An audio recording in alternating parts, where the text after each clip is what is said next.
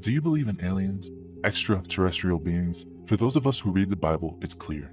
Extraterrestrial beings not only exist, but they've been here since the very beginning, since before the earth was made. Quote, "Where were you when I laid the foundations of the earth? Tell me, if you have understanding. Who determined its measurements? Surely you know. Or who stretched out the line upon it? To what were its foundations fastened? Or who laid its cornerstone when all the morning stars sang together, and all the sons of God shouted for joy?" End quote. What this verse is saying is that when the earth was created, there was a race of beings called morning stars, or sons of God, who sang together and shouted for joy after God created it. Quote, "We may deduce two logical conclusions from these verses. First, that they are not referring to literal stars, but the sentient sons of God.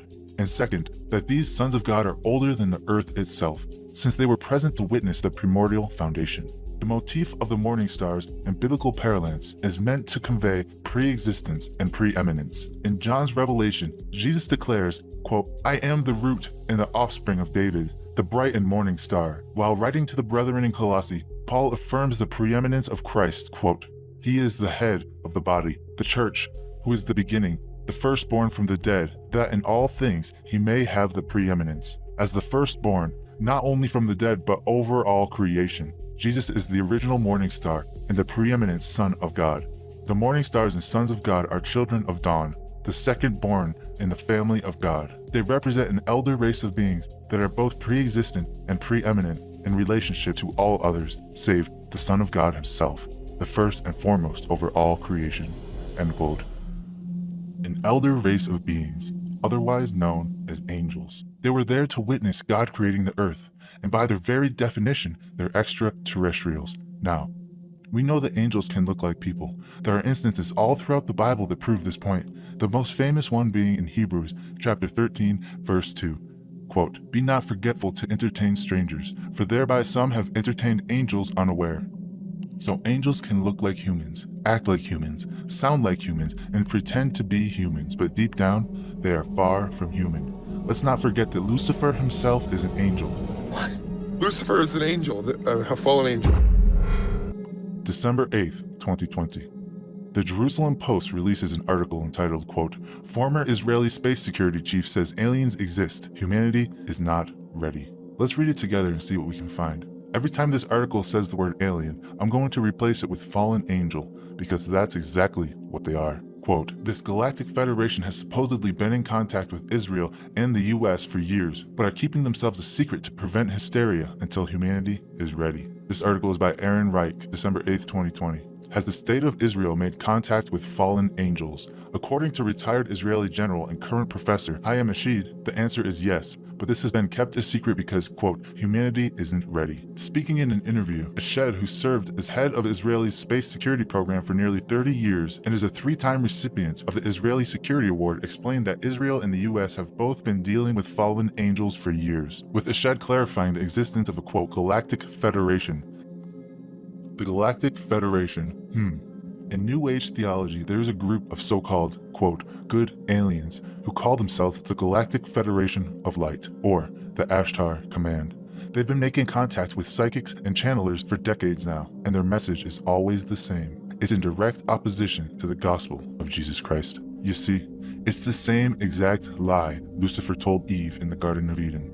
It's their calling card, and they always resort back to this promise of, "Ye shall be as gods." The angels, the sons of God, resemble who we call in ufology the Nordics or the Pleiadians, who are these beings who very much look like us. The misconception is that the fallen angels have a different appearance than the good angels. The bad guys look different than the good guys. The good guys are these beautiful angelic beings, and the fallen angels are these grotesque, demonic-looking entities with horns, and they're the typical Hollywood depictions of demons. But that's ludicrous. That is completely illogical. These entities, these beings, hail from the same race. Every time that human beings encounter angelic beings within the biblical narrative, the description of the angels is always the same. They look like men. Indeed, Paul says that it's possible to entertain angels unawares, which means that you can confuse them for human beings. They're not human beings. They are, in fact, an extraterrestrial non-human race, a pre-existent extraterrestrial non-human race. But they are also sons of God, just like Adam was a son of God. And so it makes sense, therefore, that all the sons in the family bear the same semblance. They look the same, and they resemble their father. And it is my contention that both mankind and the elder race, the human race and the elder race, bear the image of God. There is no scripture in the Bible anywhere that states that mankind is the exclusive bearer of God's image. Rather, it just says that we were made in the image and likeness of the Elohim.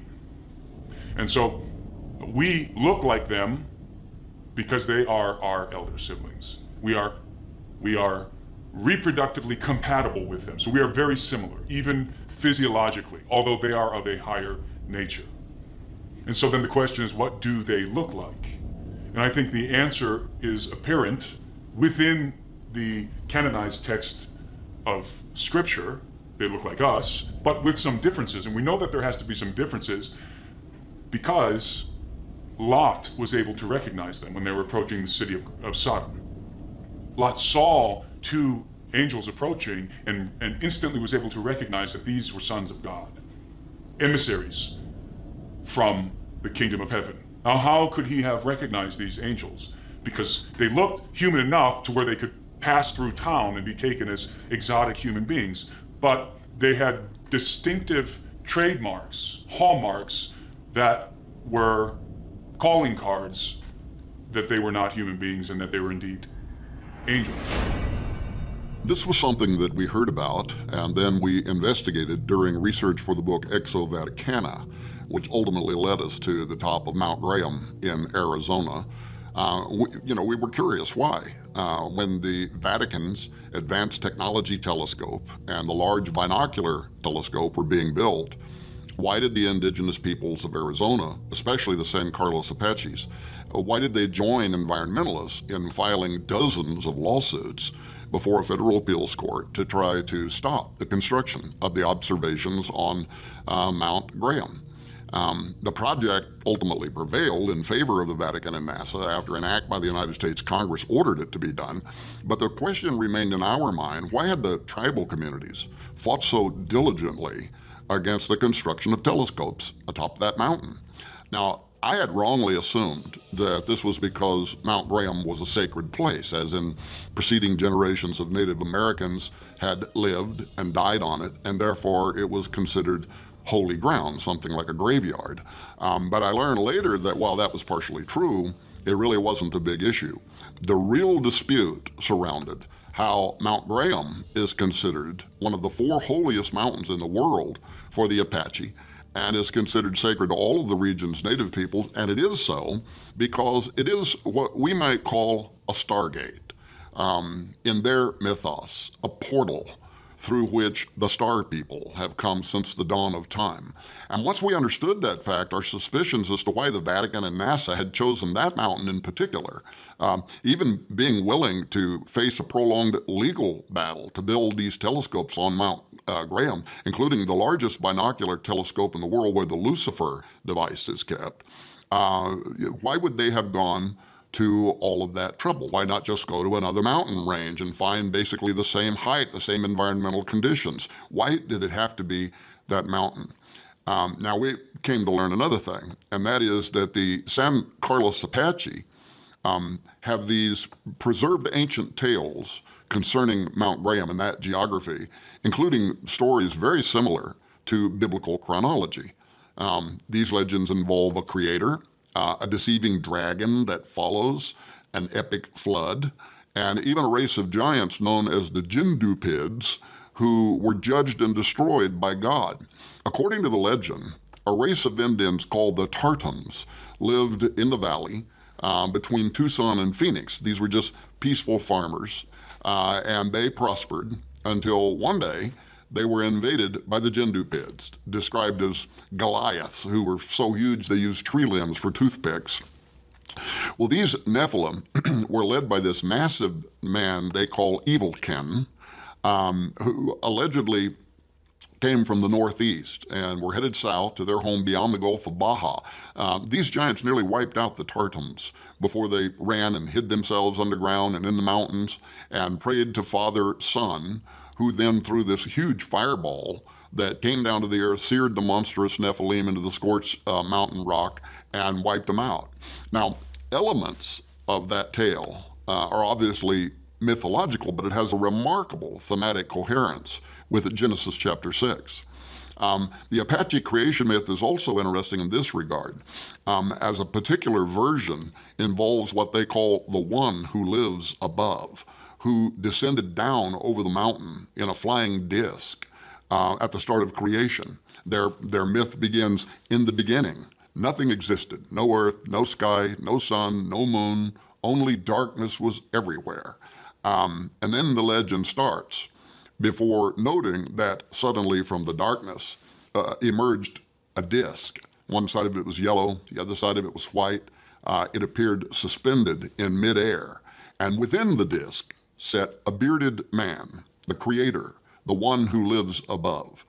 Now, besides this creator who rides in a heavenly disc, there's a dragon with the power of speech that turns up, bargaining with mankind, as well as supernatural gateways associated with mountains through which spirit beings have and can come. So suffice it to say that these ancient native ideas involving flying discs, flying creators, spirit guides, even owls and a talking dragon or a great serpent, and supernatural gateways tied to mountain ranges. This is something that began long before the Vatican cast its eyes on Mount Graham. Think how much these legends mirror what the Bible teaches, including the idea that mountaintops or high towers were often depicted as places where doorways into the supernatural could be opened. For instance, Nimrod of biblical fame sets out to build a tower whose top will reach into heaven, Genesis 11:4 says. This was the infamous Tower of Babel, and Nimrod was designing it so that the top of it would extend into Shamayim, heaven, the dwelling place of God. The Jewish Encyclopedia confirms several historical records that Nimrod, who it establishes was also identified by various ancient cultures as Osiris, Orion, Apollo, Gilgamesh, that he had built the Tower of Babel specifically to ascend into the presence of God, into the presence of Jehovah himself. And of course, God came down and said of the tower's design that nothing would be restrained from them, which they have imagined to do, Genesis 11:6. So in other words, according to the Lord himself, Nimrod would have accomplished what he imagined to do, and that is to build a tower whose top would reach into the abode of God. Even the name Babylon implies that, echoing the North and South American Indian beliefs about towering gateways and the meaning gate of God or gateway to God.